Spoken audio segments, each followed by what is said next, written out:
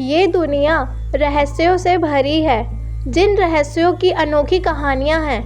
लेकिन कुछ कहानियाँ आज की तकनीकी को भी चुनौती दे सकती है।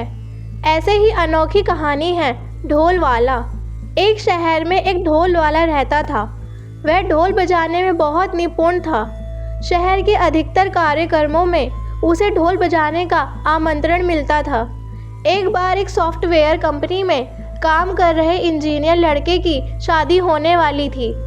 उसके लिए ढोल वाले को ढोल बजाने के लिए बुलाया जाता है।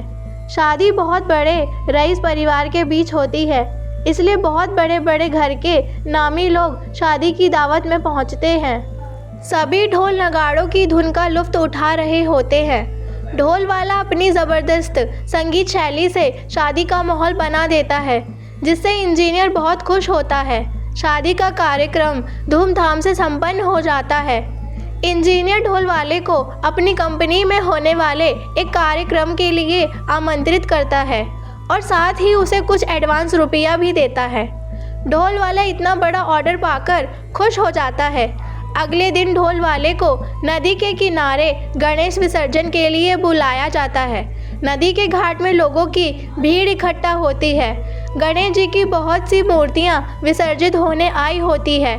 इसी बीच ढोल वाला ढोल को पीटते हुए गणेश जी का विसर्जन करवाने लगता है, लेकिन गलती से उसका पैर फिसल जाता है और वह नदी में गिर जाता है। पानी में गिरते ही उसके गले से उसका ढोल निकल कर के नदी की धारा में बहने लगता है, लेकिन ढोल वाले को भीड़ में खड़े कुछ लोग पकड़कर खींच लेते हैं, जिससे वह नदी में बहने से बच जाता है। ढोल वाला अपने ढोल को खोकर दुखी होता है, इसलिए वह नदी के किनारे किनारे पानी के बहाव की दिशा में आगे तक पैदल ही ढोल खोजने जाता है।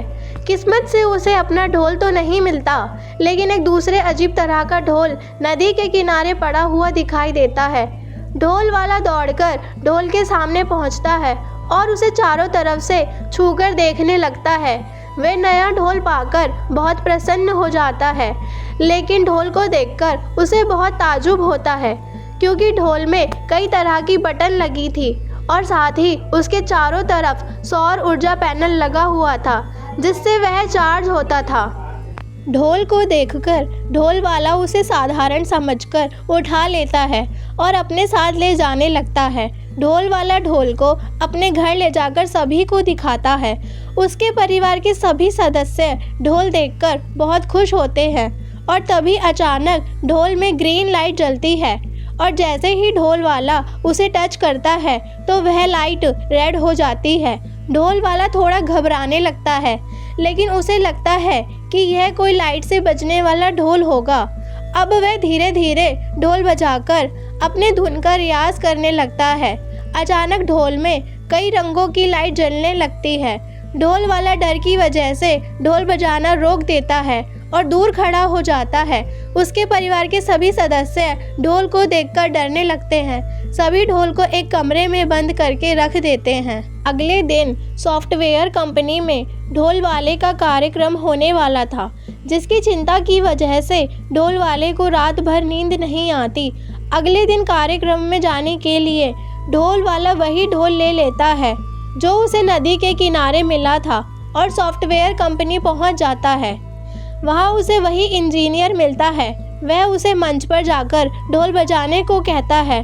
ढोल वाला मंच पर चढ़कर धीरे धीरे ढोल बजाना शुरू करता है। जैसे जैसे ढोल बजाता है, वहां खड़े लोगों के मोबाइल के नेटवर्क गायब होने लगता है। सभी अपना मोबाइल निकालकर देखने लगे। सभी की नज़र मंच पर खड़े ढोल वाले पर पड़ती है। उसके ढोल में रंग बिरंगी लाइटें जलने लगती है। लोगों ने ऐसा ढोल पहली बार देखा था, इसलिए सभी उसे बहुत ताज्जुब से देख रहे थे। ढोल की धुन बढ़ती जा रही थी। उसी समय इंजीनियर के मोबाइल पर एक फ़ोन आता है, जो उसके ऑफिस से उसके बॉस का होता है। बॉस उसे बताते हैं कि कंपनी का सारा सर्वर जाम हो गया है। एक भी कंप्यूटर सही तरीके से नहीं चल रहा है। इतने में अचानक नेटवर्क कमज़ोर होने की वजह से बॉस का कॉल भी डिस्कनेक्ट हो जाता है। अपने बॉस का कॉल कटते ही इंजीनियर भागते हुए अपने चैम्बर में जाता है और अपने कंप्यूटर को चेक करता है तो उसे पता चलता है कि कंपनी में लगे हुए सर्वर को किसी ने अपना सर्वर बना लिया है और उनकी कंपनी के सर्वर में सैटेलाइट की फ्रीक्वेंसी पाई गई है, जिससे लगता है कि शायद सर्वर में अब एलियन का कब्जा है।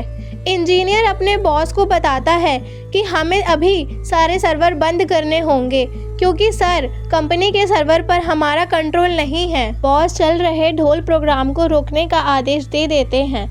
जैसे ही ढोल वाला ढोल बजाना बंद करता है तो सभी के मोबाइल का नेटवर्क दोबारा आने लगता है और कंपनी के सर्वर में भी सब कुछ चलने लगता है। इंजीनियर को ढोल वाले के ऊपर शक होता है कि उसके हाथ में ढोल था, वह ढोल कम इलेक्ट्रॉनिक मशीन ज़्यादा लग रहा था। इंजीनियर अपने बॉस से ढोल की चर्चा करता है, तभी उसके बॉस ढोल वाले को अपने चैम्बर बुलाते हैं और जैसे ही उसके ढोल को देखते हैं वे दंग रह जाते हैं क्योंकि उन्होंने इंजीनियरिंग का इससे नया नमूना आज तक नहीं देखा था। ढोल के अंदर की मशीन बहुत ही जटिल थी जिससे समझने में उन्हें कई घंटे लग जाते हैं। ढोल के परीक्षण के बाद उन्हें पता चलता है कि यह कोई ढोल नहीं बल्कि एलियन का संपर्क साधन का यंत्र है जिसे डिजिटल फ्रीक्वेंसी की मदद से चलाया जाता है। ताजुब की बात तो यह थी कि ढोल वाले की धुन में एलियन से संपर्क साधने की तरंगें निकलती थी, लेकिन जब कोई और उस धुन को बजाता था तो एलियंस के संपर्क में नेटवर्क प्रॉब्लम आने लगती थी।